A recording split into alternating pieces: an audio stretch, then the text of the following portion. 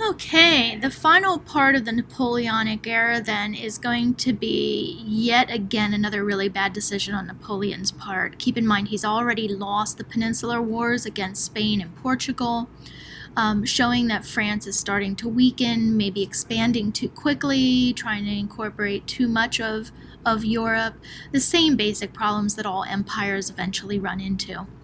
And we'll see not only does he not stop after the loss of the Peninsular Wars, but he's going to do even something more grand, an attempt to invade Russia. The reason he's going to attack Russia is because they refused to cooperate with the continental system against the Brits. This is going to make him mad, and therefore he's going to allow his ego to get in the way of just common sense, and he's going to try to invade Russia. Russia, this section down here is important to highlight. Russia is going to respond with a very strategically thought out policy called scorched earth policy.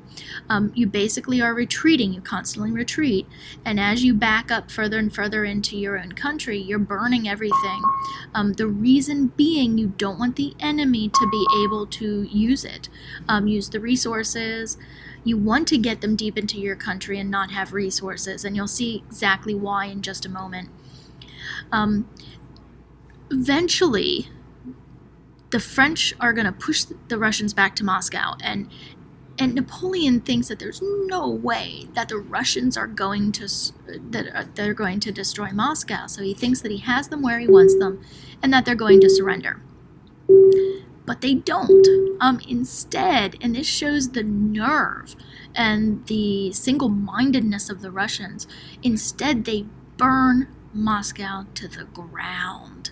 So they totally destroy it, and this shocks everyone, and the Russians retreat even deeper into Russian territory. Now, by that point, the Russians have accomplished what they've wanted.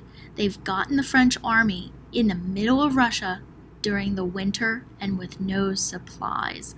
And just awful conditions result. The French soldiers, the Grand Army starts the retreat back to France, but French soldiers are starving to death. They're freezing to death as they're retreating.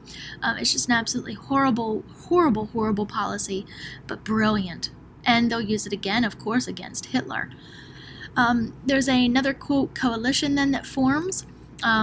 Finally against Napoleon. So they've seen him lose in the Peninsular Wars, now they've seen him lose in Russia, and they think, oh, this is our chance to finally defeat Napoleon.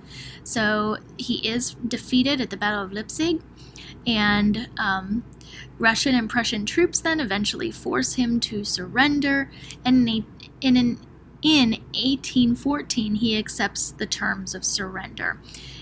As a result, they send him to Elba.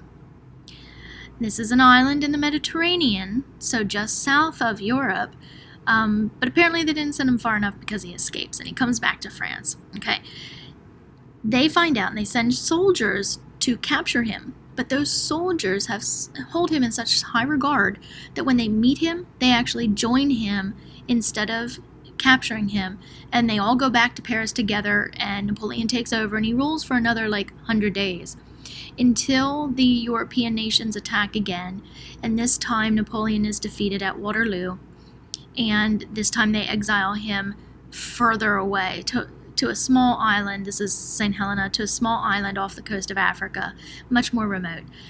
He dies there eventually in 1821, but then, as I mentioned earlier, his body is eventually brought back to France and he is buried as a national hero.